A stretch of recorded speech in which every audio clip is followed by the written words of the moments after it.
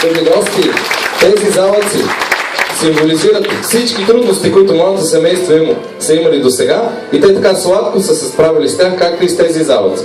Затова от тук насетне и завинаги следващите залъци са с мед и те символизират само сладки и медени моменти. Един хубав залък с повечко медец, много, много, много сладко. За младоженеца. Хапай сладко-сладко на мамо детето. Браво, точно така. И сега един сладък залък за булката. И да й кажем нещо малко, не се очи свекърва да те храни, и това ти е за последно да знаеш. Чукаме се, разбира се. Двете майки казаха, че много ще помагат на моето семейство.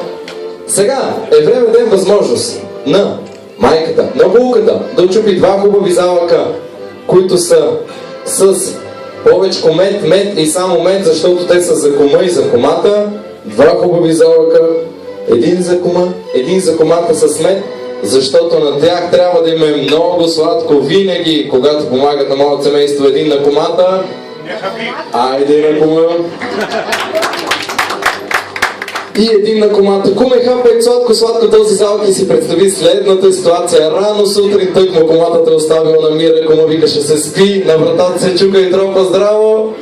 Кума вика, мале данс дойде. Не е данс, куме, на вратата нашия червен мълженец какво иска? Пари на заем, куме, мец трябва да ти капа от сърцето, куме.